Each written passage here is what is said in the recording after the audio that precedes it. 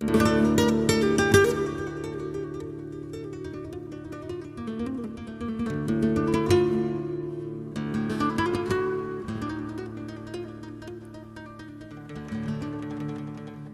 amis, cher Didier Don, j'ai le très grand plaisir aujourd'hui d'accueillir ici, au nom des Journées européennes de la culture juive de Nancy, dans le cadre des Journées européennes du patrimoine, un personnage exceptionnel, Didier Don, qui représente à lui seul une part inédite de l'histoire et de la culture de l'Europe. Merci à Daniel. Je vais essayer de vous raconter, à travers différentes étapes, comment en fait les Juifs sont arrivés en Corse. Et c'est une histoire en fait qui est absolument peu connue. Pourquoi elle est peu connue? C'est assez simple, parce qu'on n'est jamais que l'historien de ces documents et que c'est une histoire qui est très peu documentée.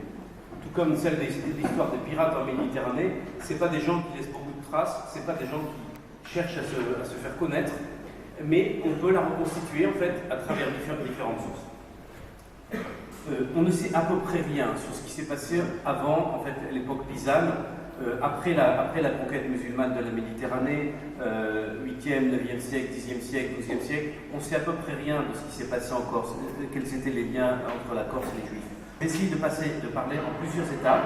Une première étape, en fait, je vais essayer de vous restituer l'atmosphère qu'on a en fait, à la Renaissance en Espagne, en Italie et en Corse. Parce qu'on va le comprendre assez vite, on ne peut pas étudier la Corse toute seule, on est obligé en fait de l'étudier dans son contexte, et je vais essayer de raconter à partir d'une ville qui est celle de Gérone, pour que vous voyez des choses, pour que vous voyez comment ça se passe, et donc qui est en Catalogne. Je vais raconter ce qui se passe en Espagne, qu'est-ce qui s'est passé pour les Juifs, comment ils sont partis, comment ils sont arrivés en Italie, comment d'Italie ils sont arrivés en Corse et en fait dans toute la Méditerranée. Et ça va être ma première partie. La deuxième partie, ça va être, je vais prendre un cas très précis, c'est celle des marins de Ventimiglia-la-Nova, les gens en fait qui ont fondé la ville de Porto Vecchio. Porto Vecchio est l'ancien port syracusain sur la côte est de l'île, sud-est de l'île. Et comment, pourquoi ces gens-là sont, je vais vous montrer en quoi ils sont des marins. Je vais prendre un troisième point qui sont les Juifs de Paoli, donc de Pascal Paoli, qui va faire venir en fait en Corse une communauté juive à Île-Rousse, avec le rêve en fait de faire d'Île-Rousse en fait un port franc, comme il l'a vécu à Livourne avec les insurgés corses qui ont vécu. Enfin, je vais essayer de vous parler des Juifs de 1915, comment en fait 750 Juifs sont arrivés à Ajaccio en 1915 et sont fondus dans la population sans que à peu près personne n'en sache rien jusqu'à ce qu'on sorte l'histoire.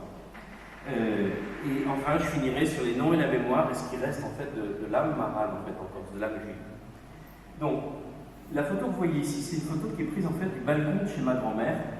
Tout en bas, il y a en fait la synagogue Beit Meir, et à gauche, il y a le clocher de Saint-Jean. C'est là que mes parents sont mariés. Et je viens d'une famille qui était catholique. Je suis devenu moine à l'âge de 20 ans. J'ai quitté la vie monastique à l'âge de 30 ans, comme on vous l'a dit, en rencontrant ma femme. Et petit à petit, j'ai tiré la pelote et j'ai retrouvé mes ancêtres juifs. Et j'ai réussi à faire le lien. Je suis devenu juif. Mon prénom est Meir. Meir. Et celui de ma femme qui est ici, Rachel. Donc on a fait une conversion avec le consistoire. C'était il y a 10 ans. Alors, première partie, l'histoire oubliée. En fait, cette période est très mal connue, même dans le monde juif. Elle est absolument très peu connue. Qui sait ce qui s'est passé en 1391? Que quelqu'un lève la main s'il le sait. Daniel, bien sûr, elle est faire une histoire. Exactement. C'est le premier pogrom qui a lieu à Séville, en Espagne, et qui va conduire à tuer 4000 personnes, à peu près. Et ce pogrom, en fait, va se répandre dans toute l'Espagne, et tous les juifs nous parlent, tous les historiens parlent de 1492, l'expulsion des juifs d'Espagne. Janvier 1492, les morts sont repoussés, en fait. 31 mars, donc l'édit d'expulsion commande aux Juifs de partir avant la fin du mois de juillet, le 31 juillet, qui est un jour de Tisha B'Av, et 2 jours plus tard, Colomb quitte l'Espagne, quitte Cadix pour l'Amérique, pour ce qui sera la conquête de l'Amérique. Donc, les gens pensent que c'est 1492, qu'il se passe quelque chose en 1492, mais quand on regarde par exemple une ville comme celle de Gérone, en 1492, il n'y a plus que 25 familles qui partent. Ce qui veut dire que tous les autres sont partis entre 1391 et 1492, et donc ils ont corps et bien, été avalés par l'histoire et avalés par la Méditerranée, partis vers le Portugal, partis vers d'autres régions d'Espagne, partis vers... ces gens-là, c'est la date de 1391 en réalité qui compte. C'est rarement raconté. La deuxième date, c'est celle de 1590. Qu'est-ce qui s'est passé en 1590 ? Il y a une porte qui craque en bas. Donc, est-ce que quelqu'un sait ce qui s'est passé en 1590 ? En 1590 a lieu quelque chose de très important qui s'appelle la Livornine. C'est un édit qui est promulgué à Livourne par le duc Comte de Médicis, qui décide que Livourne devient un port franc. Ça veut dire quoi ? Ça veut dire que les musulmans, les Levantins, les gens du Levant, de Syrie, d'Irak, d'Israël, les Juifs, vont pouvoir, en fait, tous ces gens en fait, qui ne sont pas acceptés par la société, vont pouvoir commercer. Et le fait que Livourne devient un port franc va en faire en fait, un hub trafic de la Méditerranée qui va guider les Juifs vers la Grèce, vers Thessalonique, vers Constantinople, vers la Syrie, vers l'Égypte, bien sûr vers la Tunisie. Ce sont les Kranas, les Juifs Kranas de Tunisie. Donc ça veut dire quoi? Ça veut dire qu'entre 1391 et 1590, c'est-à-dire pendant 2 siècles, c'est là qu'il se passe quelque chose pour les Juifs et que va se constituer le judaïsme qu'on appelle le judaïsme séfarade. Comment? Ce judaïsme séfarade, donc les Juifs vont quitter l'Espagne lentement, méthodiquement, et ça va durer jusqu'au XVIIIe siècle. Qu'est-ce qui va se passer? Donc on va rentrer dans l'histoire par exemple, de Gérone. On est à Gérone, donc en Espagne, en Catalogne, dans le nord de la Catalogne, et là, on voit représenter, par exemple, dans la tapisserie de la création de la cathédrale de Gérone au XIIe siècle, on voit représenter les Juifs, ils existent, ils sont présents. C'est une population qui représente à peu près 1000-1500 habitants avec sa campagne. Ces gens sont prêteurs, ces gens ont petit à petit, en fait, ont été restreints dans un quartier, la Rue de Villa, l'Almaja, qui est un quartier qui est réservé aux Juifs. Et ils ont une vie, donc on retrouve leur art, qui est un art très proche en fait, de l'art arabe, qui est très teinté d'art arabe. Vous voyez par exemple le Nora, ils vivent en fait dans la carrière de la Force. Ils sont dans cette rue, et petit à petit, à partir du XIIIe, XIVe siècle, à partir du moment où arrive en fait l'épisode des grandes pestes, les épisodes de peste, en fait, ils vont être de plus en plus confinés et dans une position où ils sont de plus en plus agressés. On les tue. Au moment des fêtes de Pâques, des gamins leur jettent des pierres, on en lapide. Ils subissent une pression fiscale colossale, une pression qui est bien plus importante que celle qui est sur les chrétiens. On a tous les documents, j'ai travaillé là-dessus, vous pourrez aller voir sur mon blog didierland.com, vous allez voir ça. La pression fiscale est énorme sur eux. Et donc petit à petit, cette communauté, qui est en fait une communauté de prêteurs, principalement, parce que les Juifs, en fait, seuls les Juifs ont le droit de prêter de l'argent, ont le droit de faire du prêt à intérêt, on va appeler usure, donc c'est les premiers champions du microcrédit, si vous voulez, de la banque, des prêts à... Et donc ces gens-là vivent donc dans des petites rues. Voilà par exemple la Calais de la Force, la rue des Juifs, tout à droite c'est le quartier juif. Ça c'est la deuxième, c'est la rue où a vécu Moïse Nachmanide. Moïse Nachmanide, qui va être le champion en fait, de la dispute de Barcelone. Moïse Nachmanide, c'est un très très très grand maître en fait, juif de la Kabbale, le Ramban, on l'appelle. C'est vraiment le successeur de Maïmonide, tout en étant son opposant. Le Rambam Maïmonide, Rabbi Moshe ben Maïmon. Le Ramban, parce que Rabbi Moshe ben Nachman. Et donc ils vivent dans ces petites rues, vous voyez. On voit par exemple ici la rue de Nachmanide à gauche, et là à droite, ça yeshiva, c'est les anciens murs de la ville. J'ai testé parce que c'est comme ça que je me suis dit, je vais vous faire vivre cette ambiance.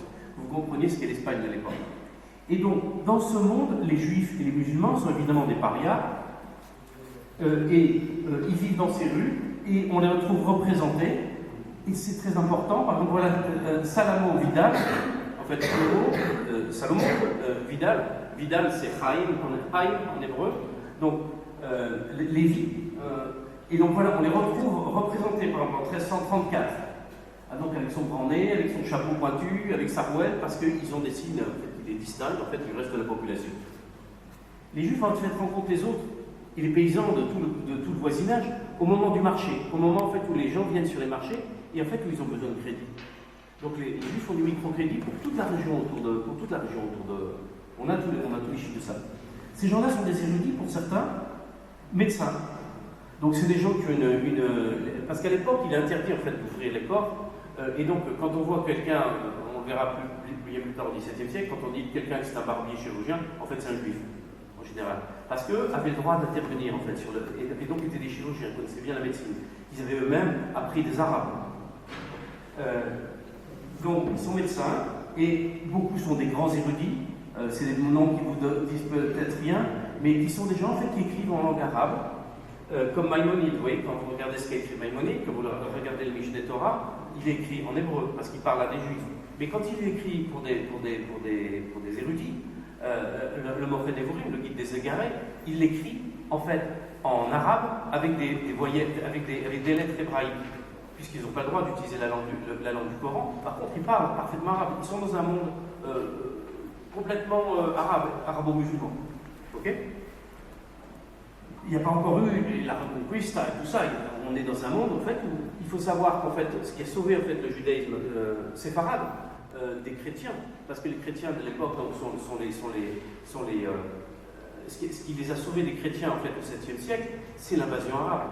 Sans l'invasion arabe, les chrétiens qui en fait étaient des chrétiens visigothiques en fait auraient fait disparaître en fait le judaïsme qui était là depuis au moins 200 ans avant depuis au moins l'Empire romain, 200 ans avant le début de notre ère. Donc ces gens-là, on retrouve leur mikvé, c'est le lieu où on fait où on se trempe, les femmes se trempent après leur période de nida, où les hommes se trempent. Et petit à petit, en fait, la pression va monter sur ces gens-là au cours du XIIIe siècle, mais surtout à partir de 1400, il y a vraiment une bascule qui s'opère petit à petit, en fait, où la société chrétienne va vouloir convertir les juifs. Et comme c'est des gens qui n'ont plus envie de se convertir, eh bien c'est des gens, ils vont faire la révolution avec leurs pieds, s'ils lancent en allant. Donc, l'Inquisition arrive petit à petit, et 1391, les pogroms, les premiers pogroms. Alors, est-ce qu'on doit suivre Yosef HaKohen qui dit qu'en fait, il y a eu 50 000 personnes qui sont mortes, on serait plutôt près de on ne sait pas, mais de 10 000, quoi.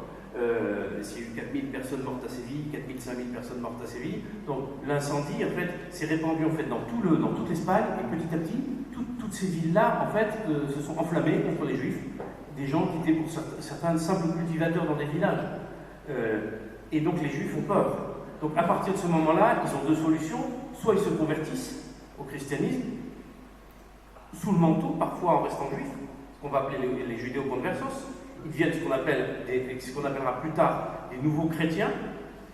Et donc ces gens-là, les gens les appellent les maranos, les pauvres en castillan, parce qu'ils ne mangent pas de cochon. Donc c'est une insulte évidemment. Donc les marans, on va garder ce mot parce que ce mot n'est pas resté une insulte. Ou les anousim en hébreu, c'est les gens qui ont été forcés, comme un anousim, comme un viol, vous voyez. Ces gens-là donc, vont se convertir au christianisme, certains de manière sincère. Et ce qui se passe, c'est que s'ils arrivent en 1492, soit ils deviennent chrétiens, soit c'est la valise. Donc, ils se convertissent en masse. Et à Gérone, en 1492, il ne restera plus que 25 familles qui quittent. Donc les autres, ils sont dans la population, dans la nature, ils sont soit des juifs devenus insincèrement chrétiens, soit des gens, Thérèse d'Avila, la grande Thérèse d'Avila, son grand-père était juif, on la reconnaît, en fait elle vient du sud de l'Espagne, et Avila, elle est reconnue. Donc c'est des gens qui fuient, c'est des fuyards, c'est des gens qui ont peur. Donc il se crée un phénomène de double identité, qu'a étudié en fait Irmayahu Yovel, qui est l'Amara, c'est-à-dire une vie intérieure juive, une vie extérieure chrétienne. Donc une identité qui n'est ni juive ni chrétienne et qui est une espèce de mélange. Mais il faut bien comprendre, quand je vous montre les dates du début, c'est qu'entre 1391 et au moins 1492, et souvent jusqu'au XVIIIe siècle, il y a eu des marans. Ce qui veut dire tous les gens qui vous disent on a été à Tunis, et finalement, mais les gens qui sont arrivés à Tunis, qui étaient Granas, ils étaient forcément convertis au christianisme. qui pour le judaïsme ne vaut rien à l'arrêtement.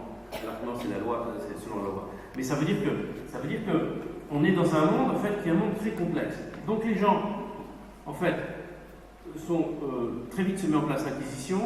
L'Inquisition se met en place en Espagne, et petit à petit, on va dire ah oui, mais attendez, ces gens, en fait, ne sont pas authentiquement juifs.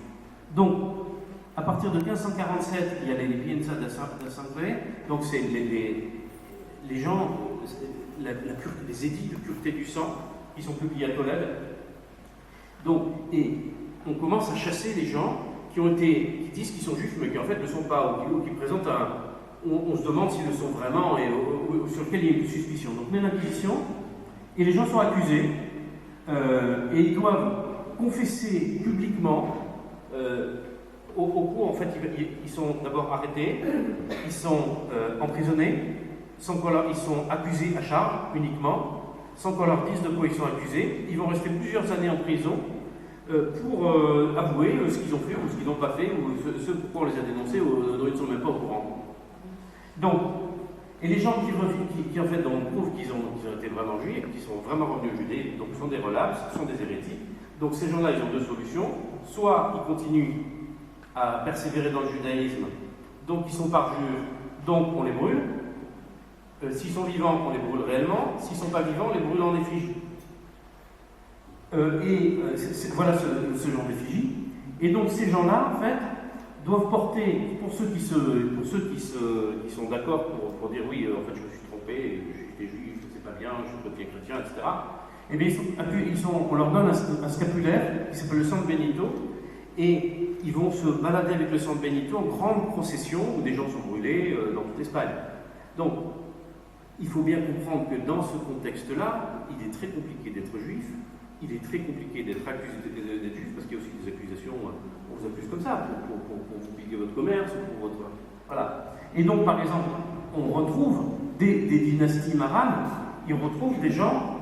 on a aujourd'hui des espèces d'annuaires, si vous voulez, où on sait, en fait, à partir d'un certain nombre de noms catalans, par exemple comme les Puig, c'est le Puy, les Pujols, on sait que c'est des noms en fait, de marans, des noms juifs à l'origine. Vous avez là-haut la dynastie en fait, des Falco blancs, qui sont des juifs et qui vont être accusés par l'Inquisition. Ces procès d'inquisition, ils durent assez longtemps, parce qu'en fait, quand vous regarderez entre le XVIe et le XVIIIe siècle, voilà tous les lieux en Espagne où il y a eu des accusations et des procès, en fait, contre des juifs. Et encore, c'est une toute petite partie, ça. Donc, les gens fuient en Amérique du Sud, ils fuient au Brésil, ils fuient aux Caraïbes, certains deviennent des pirates, d'autres fuient à Alger, certains deviennent musulmans, certains ils partent à Constantinople, donc il y a une fuite, en fait, on ne sait pas combien, entre 180 000 et 300 000 personnes, sur plusieurs siècles, de gens qui vont se retrouver en Tunisie, au Maroc, à Gabès, en Tunisie, qui vont se retrouver en Algérie, à Alger, puisqu'Alger est complètement lié en fait à Constantinople à ce moment-là, hein, appartient à Constantinople au XVIe siècle. Et c'est seulement en 1882 que l'Inquisition en fait est détruite par la population en fait à Barcelone. Je prends juste le cas de la Catalogne, on pourrait prendre le cas de l'Aragon, on pourrait prendre le cas de l'Andalousie, on pourrait prendre toutes les provinces d'Espagne. Il s'est passé à peu près le même processus. C'est ainsi que l'Espagne a réussi à s'unifier. Donc voilà l'ambiance, voilà pourquoi des Juifs ont quitté l'Espagne, ce sont les Juifs séfarades et séphardim, séfarades c'est l'Espagne en hébreu, ont quitté l'Espagne et se sont retrouvés projetés dans le monde entier. Qu'est-ce qui se passe en Italie? Prenons par exemple le ghetto de Padoue. Donc les Juifs fuient en Italie. Ils se retrouvent dans toutes les villes d'Italie, sur plusieurs siècles, mais principalement au XVe, XVIe, XVIIe siècle. Et on va retrouver des noms, les noms que je vous ai donnés tout à l'heure. Vous voyez quelqu'un qui s'appelle Valles ou Valls, il va devenir Valli en Italie. C'est le nom de ma grand-mère. Elle s'appelle Valli. Des gens qui s'appellent Branco, ils vont devenir Branca au Portugal et Branca en Italie et en Corse. C'est Branco, Branca, c'est Baraka, la bénédiction.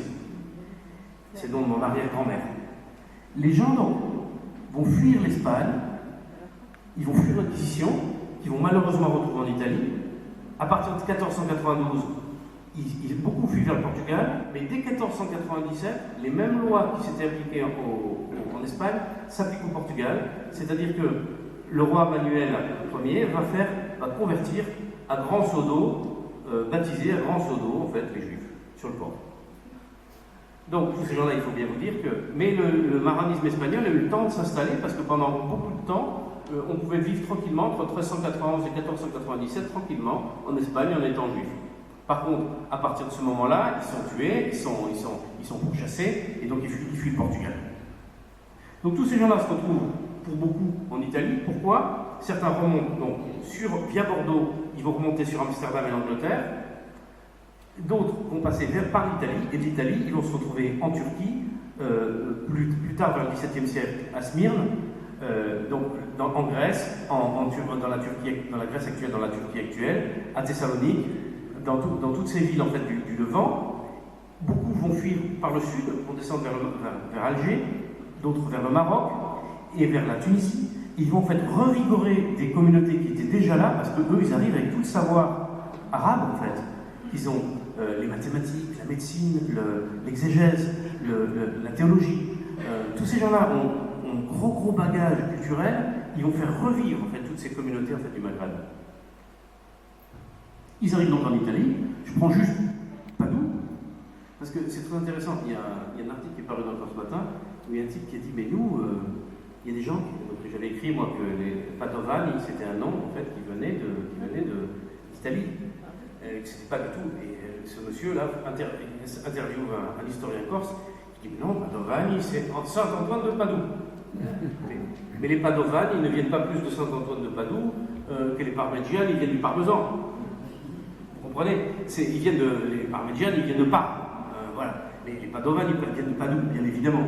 Et donc, je vais essayer de vous montrer comment un simple nom qu'on retrouve encore sous le nom de Padovani, va arrive en Italie. Donc, comment des gens, en fait, venus de toute l'Europe, des Juifs venus d'Espagne, des Juifs venus du monde ashkénaze, d'Allemagne, vont se retrouver à Venise, et vont se retrouver en Corse. Je prends juste ce nom. Donc, nous voilà dans le ghetto de Padoue. Voilà la Beit Tefila, la maison de la prière, donc la synagogue. Voilà son intérieur, et ce qu'il en reste. Et en fait, en réalité, quand on commence un peu à fouiller l'histoire, on s'aperçoit qu'il y en a plein des gens qui s'appellent Padovani, Padova ou Padovani. Donc les voilà, et qui sont des rabbins. Tout ça, c'est des rabbins qui ont une longue série d'écrits, et qui viennent d'à peu près toute l'Italie, puisqu'on en retrouve à Venise. Ça, c'est les noms en fait dans les communautés juives de Livourne, de Rome ou de Venise, et où on retrouve des Padova, des Padua, des Padovan, etc. Et donc l'Inquisition a fait son boulot en Espagne, et petit à petit, le Saint-Office de l'Inquisition, évidemment, voyant arriver les Juifs dans les villes d'Italie, va créer les ghettos. Donc 1516, ghetto de Venise, ghetto. Il ghetto, la forge, là où on jette les barres de la forge. Et donc, ont lieu des disputes théologiques pour savoir qu'est-ce qui est vrai, est-ce que c'est le judaïsme ou est-ce que c'est le christianisme. Donc, on va avoir des grandes disputes théologiques à Barcelone en 1263. Donc, la question, c'est évidemment, alors là, c'est Moïse ben Nachman, donc Nachmanide, de Gérone, dont je vous ai parlé tout à l'heure, qui va, sous les auspices du roi, la question est qui est le Messie. Et il est opposé à un ancien juif converti au christianisme, Paul Chrétien, et c'est le roi Jaime Ier, donc Jacques Ier, Jaime Ier, Jacques Ier, qui a convoqué cette dispute. Ces disputes vont se déplacer. On va en avoir une en 1240 à Paris. 1240, rappelez-vous, c'est le moment où se construit Notre-Dame de Paris. On a vu l'incendie. Donc, on est au pied de la cathédrale. On se retrouve avec des gens qui viennent de partout. Il y a une école, en fait, il y a une très grande école, en fait, au pied de la cathédrale, qui est une école hébraïque. Les Juifs et les chrétiens vivent autour de la cathédrale, comme vous avez vu à Gérone. Donc, et là-dessus, à nouveau, dispute théologique. Il faut savoir qu'à Moïse Narman, suite à cette dispute théologique où les chrétiens disent qu'on a gagné et où les juifs ont dit qu'on a gagné, lui, ça lui coûte qu'à 68 68 ou 73 ans, à vérifier, il va se retrouver à devoir quitter l'Espagne. Ça devient trop dangereux pour lui. Il se retrouve en Terre Sainte, et là, il meurt 2 ans plus tard. Donc, c'est des disputes, mais c'est des disputes qui peuvent aller assez loin. On a ensuite la dispute de Tortosa en 1413, donc et ensuite, ces disputes, en fait, en 1500, arrivent donc, en Allemagne et à Rome. Et dans ces disputes, à la fin de ces disputes, on a un brûlement du Talmud, qui est une fausse vérité pour les chrétiens. Ça s'appelle la Banca di San Giorgio, et cette Banca di San Giorgio, en fait, et la banque publique de Gênes, c'est la plus grande banque du monde, et petit à petit, des marins se sont infiltrés là-dedans. Et donc, cette banque publique, en fait, finance l'Espagne, finance toutes les guerres d'Espagne. Rappelez-vous que l'Espagne va poursuivre ses guerres jusqu'en Hollande. Et Gênes, qui lui a décidé de ne pas conquérir des terres, contrairement à l'Espagne, a des comptoirs, et c'est la première cité de grand commerce international avec sa banque. Donc, la Crimée est donnée à Moïse d'Exolf, une famille juive. Donc ça, c'est tout le commerce des fourrures qui descendent en fait sur la mer Noire et qui vont redescendre en fait sur Gênes, Venise, les cités italiennes. Gênes, petit à petit, va gérer l'or des Amériques et surtout financer la couronne d'Espagne. Donc les Juifs arrivent là, et c'est vraiment le hub trafic des Juifs en Méditerranée. On vous parle de Livourne, mais Livourne, comme je vous l'ai montré, n'existe pas avant la Livournaise. Avant 1590, il n'y a pas de Livourne, il n'y a pas de Juifs à Livourne. Donc les Juifs, en fait, arrivent à Gênes, et ils se baladent dans les villages en Italie. Il n'y a pas un village en Italie où il n'y a pas tout un tas de Juifs qui traînent. Donc au bout d'un moment, l'Église dit, mais il ne faut pas qu'ils se mélangent aux chrétiens, il ne faut pas en fait que ceux qui étaient juifs, qui sont devenus catholiques, chrétiens, reviennent au judaïsme, donc on les enferme dans des ghettos. Ghetto de Venise, ghetto de Livourne, ghetto d'Ancône, toutes les villes de Rome, toutes les villes d'Italie ont un ghetto où on enferme les juifs. Donc, les Juifs sont sur le port de Gênes, ces gens ont été massacrés, les femmes arrivent avec les enfants au sein et elles n'ont plus de lait, nous racontent les chroniqueurs d'époque. Et là, Bernardino da Feltre annonce que la peste va se déclencher. Évidemment, la peste va se déclencher. Si vous mettez une population de milliers de personnes, ils sont arrivés, Plourès, dit un chroniqueur d'époque, si vous mettez une population comme ça au froid, ces gens-là, ils communiquent tout un tas de virus et finalement, la peste est déclenchée à Gênes. Donc, ce que Bernardino da Feltre a annoncé à l'hiver, à Noël 1493, arrive au printemps. Donc, on se retrouve, et c'est comme ça, à partir de Gênes, en fait, que les Juifs vont fuir en Corse. J'ai mis le temps pour y arriver, mais ça y est, on y est. Et c'est comme ça que nos amis les Padovani vont se retrouver, par exemple, en Corse. Donc, parce que quand on regarde, reprenons Bastia, il se trouve que Bastia, en fait, est à peine 70-80 km en fait, de l'île d'Elbe, que vous voyez au fond. Donc la côte toscane est tout proche. Et donc pour les plus pauvres des Juifs, le chemin le plus direct, ceux qui n'ont plus rien, c'est la Corse. Une île pauvre, où il n'y a pas de rabbin, où ils ne vont pas pouvoir se reconvertir au judaïsme, où ils vont prendre des habitudes locales qui sont un certain nombre de christianisme et un certain nombre d'habitudes locales qui sont ancestrales, et ils vont habiter la Corse. La Corse est déjà liée en fait en réalité au ghetto italien. Par exemple, le ghetto des Ricci, la Corse en fait va acheter en fait des canons en 1708 aux Juifs de les Ricci. Voilà le ghetto, la Via del Ghetto, et voilà ces canons. Et voilà ici, on voit comment cette petite ville en fait de la côte, cette rue-là, ici, et le ghetto. Et les Juifs, en fait, fabriquent les canons et les vendent aux Corses, qui en échange leur donnent le corail. Donc ça, c'est un point important, parce que quand on reparlera de Paolo, ces premiers échanges ont déjà eu lieu. Vous voyez, voilà la ville de Ricci, un document génois, donc de notarié, nous renseigne sur les activités des armateurs et entrepreneurs juifs à les Ricci. Il y apparaît le maître propriétaire de les Ricci, Francesco Pagano.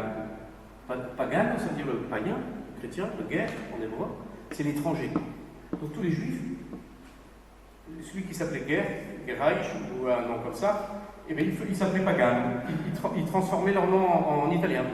Oui.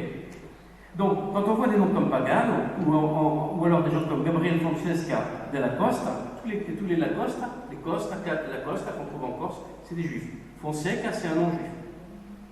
Donc, on en retrouve d'ailleurs un jeune, un Abraham da Costa en 1673. Donc, c'est là que vont être fabriqués des canons qui sont transférés vers la Corse, un par un, pour éviter les risques de naufrage, en 1507 et en 1508. Je reviens à nos amis à notre petit ghetto italien, et donc de Padoue, dont on a parlé tout au début. J'essaie de prendre des images à travers des histoires, à travers des villages et des ghettos, parce que sinon on reste dans des généralités, on ne peut pas se est passé de Gérone donc à Padoue. Et il se trouve qu'il y a une famille Heilbronn qui vient d'une filiale allemande, qui se retrouve à Venise. Venise, en fait, est en lien avec tout le Levant, avec tout la Ligue hanséatique. Vous savez, quand vous allez à Venise, vous voyez à côté vous voyez il Fonda dei Tedeschi, le marché, en fait, des Allemands. Les Allemands, en hébreu, ça se dit Ashkenaz. Et donc, ces gens-là, ils arrivent à Padoue, ils arrivent à Venise, ils s'appellent Heilbronn, c'est plus Heilbronn, le nom de leur ville d'origine. Ils arrivent à Padoue, où ils deviennent des Padovani. Et Padovani, il est un Padoue de Jacob Heilbronn en 1544, devient commerçant, juif donc, et il meurt en Corse à Évise. Et son fils aussi va commencer avec Gênes, et voilà. Donc on voit bien comment des gens sont passés de Gênes et sont arrivés en Corse, dans la région d'Ajaccio. Il faut savoir qu'à partir de 1492, Ajaccio est fondée. 1492, c'est aussi la fondation d'Ajaccio. Gênes crée en fait des grandes bastilles de tout autour de la Corse et des tours génoises qui les relient pour voir arriver les Turcs, en fait pour protéger en fait de l'arrivée des Turcs. Donc, et on retrouve les 531 Padovani dans l'univers de Corse qui sont concentrés dans la région d'Évise et d'Ajaccio. Donc, voilà. Si on prend ces gens en Italie, donc, changement d'époque, changement de lieu, on était en Espagne, dans un monde cultivé, dans un monde arabo-musulman, qui parle arabe, qui parle parfaitement hébreu, avec une très très grande culture. Ces gens arrivent en Italie, ils changent leur nom, et en fait, tout ce qui est arrivé va donner l'impression aux gens de l'époque, ils sont encore dans le Moyen-Âge, 1492 arrive, mais Colomb n'est toujours pas revenu, ils n'ont pas encore conscience en fait de la rotondité de la Terre, ils ont leur seul univers, la mondialisation telle qu'ils la connaissent, c'est la Méditerranée, et ces gens-là, ils pensent que s'il arrive de tels malheurs, les Juifs, surtout les kabbalistes, se disent c'est que c'est la fin des temps. Parce qu'il y a dans la tradition juive l'idée qu'il y a des Evlé à Mashiach, des souffrances d'enfantement, des douleurs d'enfantement, comme une femme qui enfante, de la venue du Messie. Et des gens aussi sérieux que le conseiller de la cour d'Espagne pense que son trésorier croit que son calcul l'heure de la fin des temps. Donc ces gens-là sont baignés de Kabbale, et c'est pas seulement les juifs, mais aussi les chrétiens. Des gens comme Pic de la Mirandole pensent que la Kabbale, en fait, qui est un courant mystique qui récapitule le judaïsme, qui essaie de relire le judaïsme à travers un aristotélisme, pense que le Messie va revenir, et que la Kabbale, en fait, récapitule toutes les spiritualités qu'il y a eu depuis le début des temps. Donc ces gens-là, donc on retrouve les kabbalistes, c'est des gens qui font ce genre d'amulette kabbalistique qui vient de travailler en fait, sur les chiffres, sur la gematria, sur la valeur des lettres, donc il y a quelqu'un d'aussi sérieux qu'Abravanel, qui est quand même le conseiller financier en fait, du roi d'Espagne, qui jusqu'au dernier moment pense que les Juifs ne seront pas chassés d'Espagne. Abravanel, qui va se retrouver à Naples, calcule l'heure de la fin des temps. Contre tout ce que dit Talmud, que se brouille l'esprit de ceux qui calculent la fin des temps, c'est dans le Talmud directement.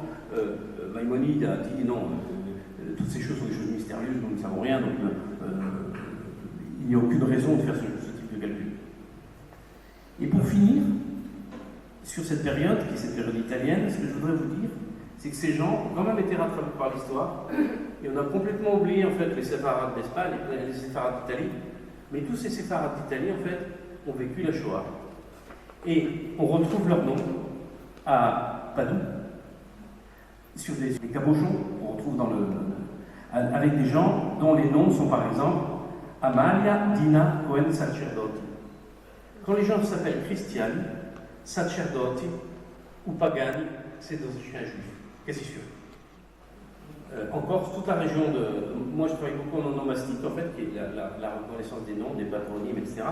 Et quand on s'appelle sacerdote, ça veut dire qu'en fait, on s'appelle Cohen. Cohen, prêtre.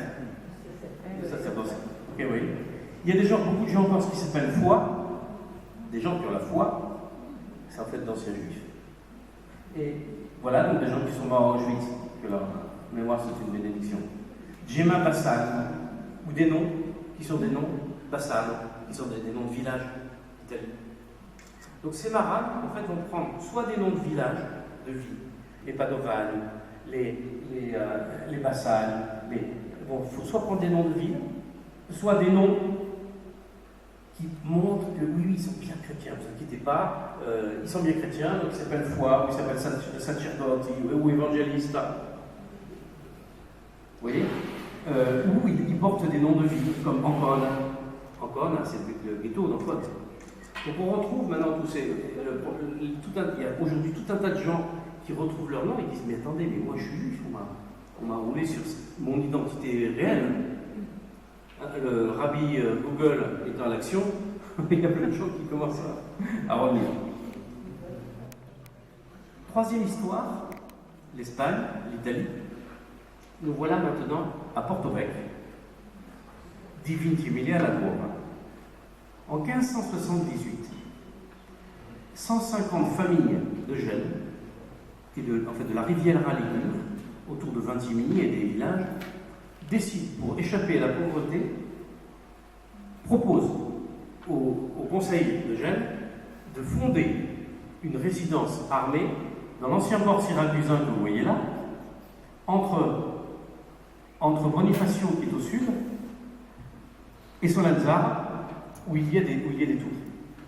Pourquoi? Parce qu'à l'intérieur de cette toute petite de cette baie qui est ici, il y a des îles, et sur ces îles, en fait, il y a des corsaires turcs qui y viennent. Donc la Corse est quelque chose de pas sûr. Ces gens-là, les Corses sont nés en déportation, les pirates arrivent, les ramassent, les emmènent à Alger et demandent en Italie des rançons. Qui sont les traders, tout ça? C'est les Juifs, parce qu'ils parlent arabe et ils parlent italien, ou toscan, le vieux toscan. Et donc, ils demandent de fonder une citadelle ici. Ce qui va se faire, ils vont fonder leur citadelle, ils viennent de Gênes, voici une vue de Gênes de l'époque, et on a leur nom parce qu'en fait, ils se retrouvent sur des bateaux, sur un bateau. Et ce bateau, et on va noter leur nom au départ, à l'arrivée, on a toutes leurs lettres, parce qu'à Gênes, en fait, on a l'histoire de Corse. Il n'y a plus de documents en Corse. Par contre, les Génois notaient tout. C'était des commerçants. C'était des gens qui notaient tout ce qui se passait, le blé, à qui ça appartenait, qui devait quoi, à qui était la rançon, qui avait payé, qu'est-ce qui s'était passé à cette date, etc. C'était une très très grande organisation. Donc ils partent, probablement avec une galère. Et évidemment, tout se passe mal. Ils demandent à partir, mais on leur donne le bateau trop tard, en novembre. Et en novembre, la Méditerranée est déchaînée. Donc le bateau fait naufrage. Arrive à s'en sortir, un enfant meurt, et ils vont arriver à Ventimiglia Nova, donc à la nouvelle Ventimiglia de Corse.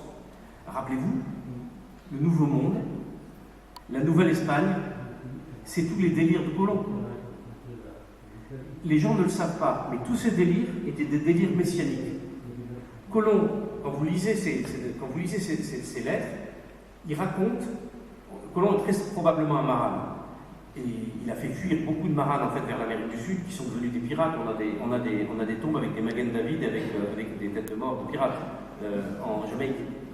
Donc Colomb, en fait, et donc tous ces gens sont dans l'idée qu'il va y avoir un nouveau monde qui va être créé. Et les chrétiens et les juifs. On a un évêque en exil à Corse qui va traduire en fait les psaumes en hébreu, en grec, en latin, en et cet homme-là, donc, qui va vivre, Justinian, qui va vivre en fait en Corse, c'est le premier qui nous raconte l'histoire de Colomb. Il nous raconte l'histoire de Colomb, en fait, quand il traduit un psaume, dans la marge, il dit ça parle de Christophe Colomb qui est parti pour faire le tour du monde. Et puis faire le tour du monde, Colomb pensait que quand il aurait fait le tour de la planète, il aurait propagé l'évangile dans le monde entier, et que, ayant propagé l'évangile dans le monde entier, évidemment, la fin du monde avait sonné. L'homme du XVIe siècle, il est toujours un pied dans la Bible et le Moyen-Âge, et la main sur le sextant. Vous voyez, il est tiraillé entre deux mondes. Entre le monde, quand Colomb arrive aux embouchures de l'Orénoque, il est persuadé d'avoir découvert le fleuve du paradis terrestre. Vous voyez, c'est des gens, il faut se remettre dans l'époque. Alors aujourd'hui, on rationalise tout ça, il y a plus de religieux, il y a plus de... Mais si, tout ça, c'est des trucs, c'est des croyances. Ils sont partis pour des fausses raisons. Alors quand on prend les noms de ces gens-là, donc, du fameux... voilà la lettre qui est donnée, en fait. Et figurez-vous que ça vient... Voilà la lettre qui est donnée, en fait, à un certain monsieur, donc Maestro Pedro Mazza et Jacopo Parmero de Ventimiglia, sortent pour conduire en Corse, au lieu-dit de Porto Vecchio, donc l'ancien Porto Vecchio, une colonie de chefs de famille, de la Riviera du Conan. Donc la Riviera du Conan, c'est toute la côte ligure, okay. Tout ça s'écrit en vieux toscan, si vous voulez, c'est un italien luxembourgeois actuel. Et donc on va retrouver de ces Parmero, qui sont parfois orthographiés Palmero. Donc ce Giacomo Parmero, c'est évidemment un juif marane qui vient de Parme. Quand on regarde en onomastique, on n'en a pas la preuve, mais on le sait quasi sûrement, puisque cet homme-là, au départ, est un militaire, et en fin de carrière, en fait, c'est un barbier chirurgien. Et donc, cet homme-là emmène un certain nombre de gens de Parme, donc des Parmes et des Parmero, des Palmero, par 1150 chefs de famille qui vont fonder Ventimiglia la Nova en 1577. Entre-temps, entre 1577 et 1578, les Giacomo sont devenus Giacomo. On retrouve parmi ces gens-là plein de gens qui savent avec des noms. Donc j'ai pris juste ceux, on a toute la liste de tous les gens, j'ai pris juste ceux qui restent dans l'annuaire de Corse, qu'on retrouve aujourd'hui encore dans l'annuaire de Corse, parce qu'en fait ils ne vont pas pouvoir revenir, parce que la peste est déclarée à Gênes, donc ils vont se fondre dans la population, ça va être une catastrophe, ils vont venir, ils arrivent, ils pensent trouver une cité, ils trouvent une cité en ruine, ils vont reconstruire ça, là-dessus ils ont la malaria, ils ont peur des pirates, donc ils fuient, les Corses ne les accueillent pas, ils fuient, ils se fondent dans la population. Et on trouve donc des abo. Abo, ça veut dire papa en araméen. Père. Abba, père. Abbé, ça donne abbé. Des trucos, ce qui veut dire ça veut dire le lieu-dit. Un truc, c'est comme une colline. C'est un mot qu'on trouve dans les formes italiennes. Truco, trucchi, truco, trucchi. Vous voyez, tous les noms qui sont faits avec des noms de toponymes, enfin beaucoup de toponymes, beaucoup de noms de la nature, comme Olivera, Figuera, etc., sont des noms, en fait, sont des noms marins. Des bono, donc rappelez-vous de bono, c'est bueno, bono, c'est barouf, en fait. Et c'est le nom, par exemple, du docteur Bueno à Amsterdam, qui est un ami de Rembrandt, au XVIIe siècle. Donc, des gens qui s'appellent ça.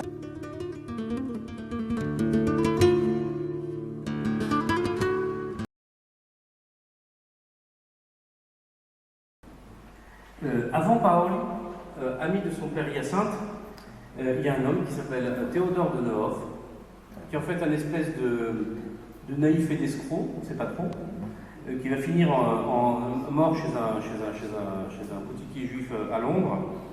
Et il a pensé, cet homme-là, c'est lui qui est sans doute probablement encore, c'est le premier qui a eu l'idée, en fait, voyant les juifs à Livourne, voyant que le business fonctionnait bien sur Livourne, de faire de la Corse une île juive et surtout une marketplace dans la Méditerranée, donc un port franc au même titre que Livourne. Donc, Nehoff pense ce modèle qu'on est en 1720, et en 1736, il a pour idée de faire de cette île la marketplace de la Méditerranée, de faire de ces ports des ports francs pour augmenter le commerce et la richesse. C'est un peu un filou, Nehoff. Il assure en fait qu'un ambassadeur des Pays-Bas a passé un accord avec lui, avec plusieurs régions en Barbarie, donc en Turquie, au Maghreb. Et n'oubliez pas, les Juifs sont les gens qui font le lien, puisqu'ils sont dans le business, ils sont dans le commerce, en Tunisie. Les Corses aussi sont en Tunisie, ils exploitent le corail. Ils échangent des armes contre le corail, c'est-à-dire que le corail part de Corse et les Juifs de Livourne envoient des armes pour la guerre en Corse. Et Paoli donc, va faire venir entre 1750 et 1769, il va faire venir des Juifs du nord de l'Italie pour revitaliser l'île suite à 400 ans d'occupation. Donc il fait tout ça, bien sûr, contre Gênes. Et j'ai retrouvé, en fait, alors que tout le monde disait, en fait, on ne sait pas, est-ce que ça s'est passé, on a des lettres de Paoli, on ne sait pas vraiment si c'est arrivé. J'ai retrouvé, en fait, dans le London Chronicle du 20 octobre 1767, on retrouve exactement ce qui s'est passé. Mais il faut aller à Londres. L'histoire de la Corse se passe à Londres. Les Juifs de Corse se passent à Londres. Et donc, voilà donc Pascal Paoli, voilà le London Chronicle, et dans ce journal, qu'est-ce qu'on lit? On lit, ils écrivent de Barcelone qu'environ 120 familles juives, avec leurs effets, dont certains d'entre eux beaucoup sont très riches, se sont embarqués en fait sur un bateau français, sur des bateaux français et des felouques espagnols pour l'île de Corse. Par lettre des Corses, de Livourne, on dit que les Juifs en fait du Levant ont offert en cadeau 1 million de florins au général Pascal Paoli à certaines conditions de pouvoir en fait circuler sur l'île. Mais on ne sait pas si cette proposition a été acceptée. Donc, ça veut dire quoi? Ça veut dire qu'en fait, on a 120 familles qui ont débarqué à cette date, et c'est marqué dans les journaux de l'époque, à l'île Rousse. Que Paoli, bien sûr, fonde en opposition à Aléria qui est génoise.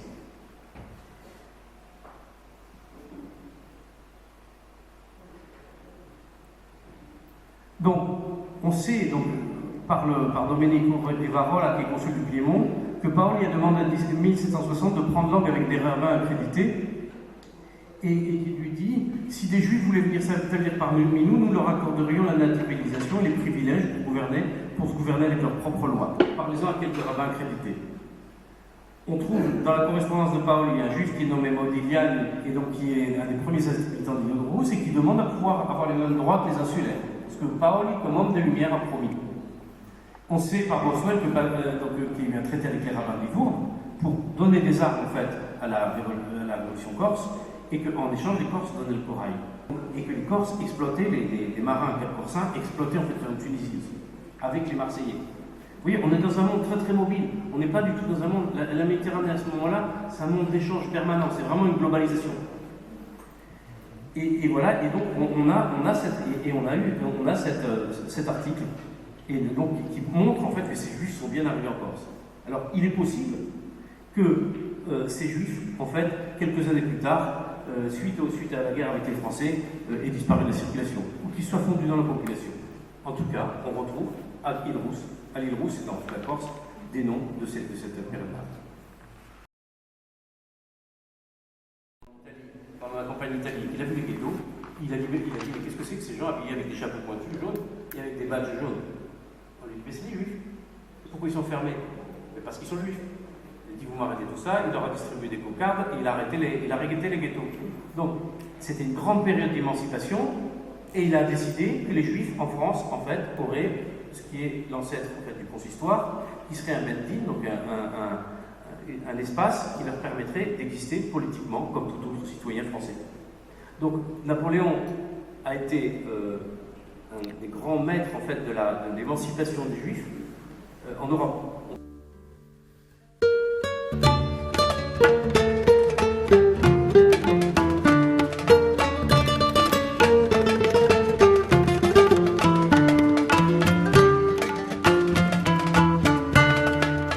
Je vais faire un saut dans l'histoire et vous montrer comment les Juifs sont arrivés en 1915 en Corse. Alors c'est des gens, en fait, qu'on a appelés les Syriens. Parce que c'est des gens qui venaient en fait de Tenerife, au Maroc, donc dans l'Atlas, dans la partie montagneuse du Maroc, Et ces gens-là, voilà leur photo. Voilà comment ils sont arrivés, donc habillés comme des Arabes, si vous voulez. Et donc, ils sont partis de Tinrif, ils sont tous retrouvés, ils ont rejoint d'autres juifs qui étaient à Safed, en Terre Sainte, à Tibériade. De Tibériade, ils se sont retrouvés, les Turcs sont arrivés, ils ont été chassés, ils sont partis, ils sont arrivés en Crète, ils sont restés 6 mois à la Canée en Crète. En Crète, au bout d'un moment, le gouvernement grec n'en a plus voulu. Donc, il y a un bateau américain qui les a chargés à Jaffa, en 1915, le Clayton. Et ce bateau américain qui les avait chargés en Crète, un autre bateau les a récupérés, les a amenés à Ajaccio. Ils sont arrivés à Ajaccio sur les quais. Alors on va me dire, mais il y a plein de gens, il y avait des Syriens, il y avait des... Non, c'est une densité de population très importante pour l'époque. C'est 750 personnes. Ces gens-là arrivent et ils vont être accueillis, en fait. Alors regardez le vieux monsieur sur la gauche, qui est encore en habit oriental. Et donc, toutes les femmes, en fait, autour de la femme du préfet, vont leur construire des habits occidentaux, vont leur fabriquer des habits occidentaux. Et on a les payes des gens, des instituteurs, où les instituteurs ont pris sur leur paye pour payer des habits européens, en fait, aux juifs. Ils vont. Et donc les Corses, vous voyez, mais tout ça, comment c'est possible tout ça? Ce que je vais vous montrer, c'est que tout ça, ça n'a pas été, c'est pas arrivé comme ça. C'est parce que ça fait des années, ça faisait des siècles que les Juifs arrivaient en Corse et qu'ils se fondaient dans la population et qu'ils devenaient Corses. Parce qu'en Corse, on est Corse ou bien. Et alors, donc, ils ont fait une école pour les enfants. Donc, très vite, les enfants ont repris. Et il y avait parmi eux un chef religieux qui s'appelait Jacob Moïse Toledano. Le voilà dans la liste. Ce Jacob Moïse Toledano, en fait, il y avait une grande partie de la population qui s'appelait Toledano. Il est arrivé à Bastia. Et ensuite, il est reparti en 1920. Et il est devenu... Attendez. Il est devenu, en fait, je vous montrerai un peu plus loin, il est devenu, en fait, le ministre des Affaires religieuses du gouvernement Ben Gurion. C'est peu connu, tout ça. Hein. Donc, je vous le montrerai, je vais vous le retrouver tout à l'heure. Et un Toledano est arrivé au pied de chez moi, donc la petite synagogue que je vous ai racontée. Pourquoi elle s'appelle cette Rabbi Meir? Un jour, les deux Corses sont venus, les frères Sabag, Guy et Béni, ils viennent me voir, ils me disent, regarde, nous on a la Megillah, notre grand-père, ce que tu racontes dans ton bouquin, c'est notre grand-père. Nous, notre grand-père, c'était le rabbin Meir Toledano, qui était rabbin de Bastia de 1933 jusqu'à 1970. Et voilà, c'est la Megillah d'Esther, sur laquelle c'est marqué Meir. Sur le Meir, ici, le nom. Mon nom. Meir.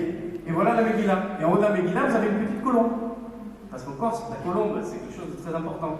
Beaucoup de femmes s'appellent Colomba. La colombe, c'est un signe marabe. Parce que la colombe, c'est dans le Cantique des Cantiques, celle qui est noire, mais belle, qui traverse la Méditerranée. Oui. Donc, ma grand-mère, à ce moment-là, habite au-dessus de cette synagogue. Je demande à ma mère, mais il y avait 350 juifs dans la rue, tu ne les as pas vus? Je dis, c'est les Corses. Et ils ont fondé la synagogue, la Beit Knesset Rabbi Meir, la synagogue de Beit Meir en 1933 à Bastia. Ok? Ces réfugiés syriens, certains repartent, et voilà ce qu'on trouve dans les journaux de l'époque. À monsieur le directeur du Bastia Journal, monsieur le directeur, nous serons très obligés de vouloir bien être notre interprète auprès de la population et des autorités bastiaises pour leur dire combien nous avons été touchés, nous ont touché les attentions, nous avons fait l'objet de leur part.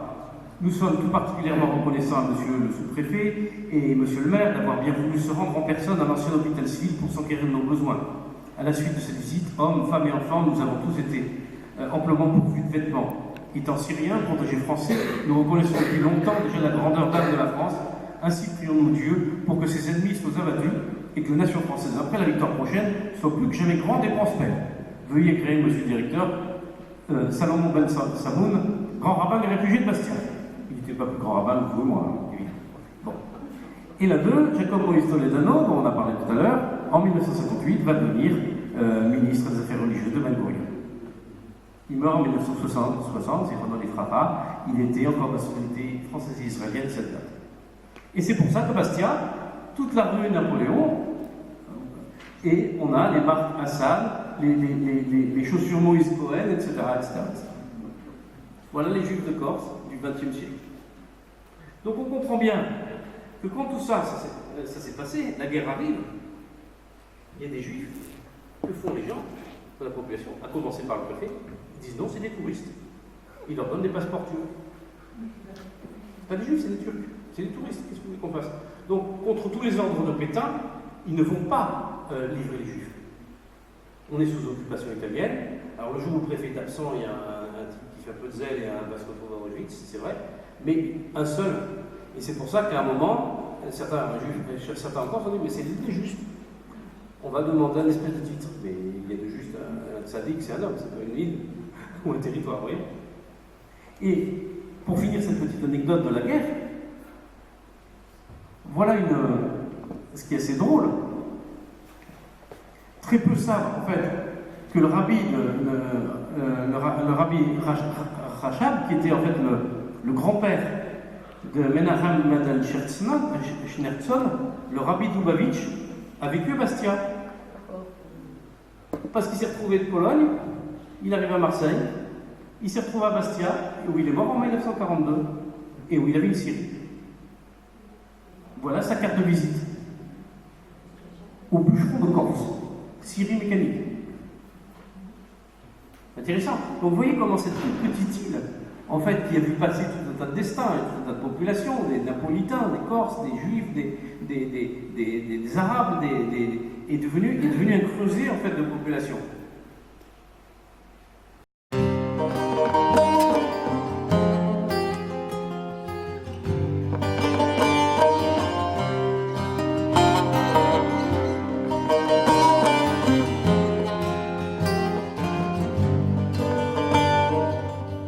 Donc maintenant la piste de la mémoire, il est déjà 7 heures. Je vais essayer de conclure assez rapidement. Donc, qu'est-ce qui se passe en Corse? En Corse, il y a une piste très forte qui est celle des noms. Il y a quelqu'un de l'Ancien Empire qui dit les Corses ne développent aucune science, ils n'ont qu'une seule passion, c'est la généalogie. Et donc ça ressemble à ce juif. Donc, quand on va en Corse, on a plein de noms en fait, qui sont des noms d'origine arabe, tout simplement. Des gens qui sont des bons catholiques, pour certains, rien du tout pour d'autres. Les Galli, les Gallici, les Gentili, les Gentilini, les Pugliesi, les Moscato, les Angeli, les Casanova, les Costa da Costa, les Colombo, les Colonna, les... Et je me disais, mais pourquoi elle met des clés partout?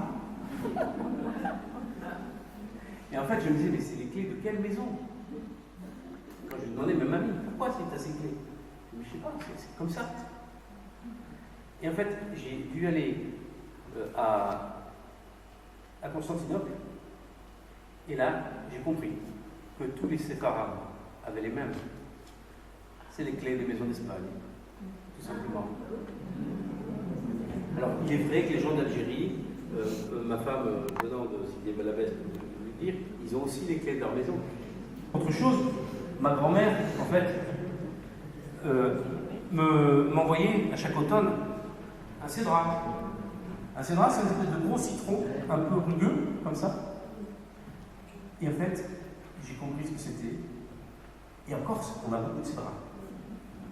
J'ai compris ce que c'était un jour où je suis rentré dans une synagogue, à Soukot, et on m'a donné un loulav, c'est-à-dire une branche de palmier, d'olivier, de saule, et un cédra. Et ça avait cette odeur, qui est l'odeur du parfum de ma grand-mère. Vous voyez? Et la Corse est devenue en fait le plus gros producteur de cédra au XIXe siècle. Ce que les gens savent peu, et je vais vous dire comment.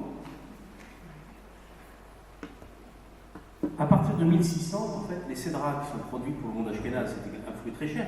Pour obtenir un cédra à Minsk ou en Russie ou en Lituanie ou en Vilnius ou en Pologne, il fallait que le cédra soit cueilli à temps et puis baladé assez vite, traverser l'Europe, et il arrivait par pourri avec sa cachère, donc avec sa queue et de pieds francs. Et par exemple, on a en 1600, Yosef Hathohen, dans son Emer Abacha, écrit « Il eut un grand froid sur le territoire de Gênes, là où il y avait les cédras, tous les arbres superbes. » Tout à l'heure, on a parlé, dimanche soir prochain, c'est Rosh Hashanah, c'est le début de l'année juive. Et ensuite, on va voir, donc c'est le début du mois de Tishri, et dans ce mois de Tishri, comme vous le savez, on a la fête des Kabbales, qui est la fête de Sukkot, donc des tentes. Et c'est à ce moment-là qu'on utilise le cédra, et donc on va célébrer dans sa cabane le fruit du bel arbre. Donc le fruit du bel arbre, qui en fait qui était compris comme le cédratier. Donc tous les arbres superbes, dit, c'est pour ça qu'il y a des arbres superbes, y compris les agrumes périrent. On ne trouvera pas de cédra en Italie, le prix monta jusqu'à 10 pièces d'or par cédra, chose inouïe jusqu'à présent. Cependant, les hommes généreux dépensèrent cette somme pour l'accomplissement du commandement de la mitzvah. Pourquoi il dit les hommes généreux? Parce qu'en fait, le cédra, c'est le symbole en fait, qui a un bon goût, une bonne odeur. Donc c'est celui qui étudie et c'est celui qui produit qui fait des bonnes actions. Donc le cédra, c'est le cœur, le symbole en fait des bonnes actions. Donc quand vous transmettez un cédra, vous transmettez beaucoup plus qu'un cœur. Vous transmettez l'âme, la forma, le cœur intelligent. Vous voyez? Et donc on retrouve dans l'histoire, donc j'ai fouillé, j'ai vu que ça remontait très très loin cette histoire, etc. Je me suis aperçu qu'en 1863, dans son histoire en Corse, l'abbé Jean-Noël Galette, il rapporte la visite d'un rabbin de Francfort en Corse pour venir vérifier la cache-route des cédras, si les cédras sont bien cachés, s'ils sont de pied franc.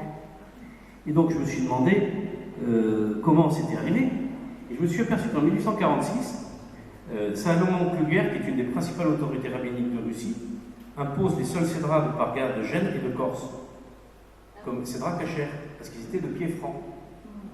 Et en 1875, des maîtres très reconnus et très respectés du judaïsme lituanien, avec à leur tête Rav Kovna, Rav Yitzhak Elhanan Spector, ainsi que Rav Israël Salanter et Rav Shlomo Kluger, ont interdit l'utilisation des étrogim cédras de Corfou pour encourager ceux de Corse qui étaient cachers car non greffés. Et c'est en fournissant ainsi tout le monde ashkénaze que la Corse est devenue au XVIIIe siècle le plus gros fournisseur de cédras du monde. Vous comprenez? Voilà comment sont les cédras en Corse. Et on retrouve encore donc, ces clés des marins, on retrouve ces cédras, et on retrouve encore, je vais prendre 1000 exemples. Un dernier petit exemple, c'est un gâteau qui s'appelle le cagavel, qui est produit, en fait, qui est en général en Corse comme au Maroc. Le voilà en Espagne, qui s'appelle la pouleca en Espagne.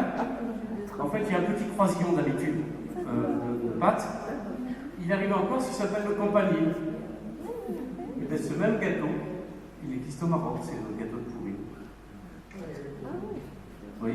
Et donc, c'est des Marocains qui racontent l'histoire.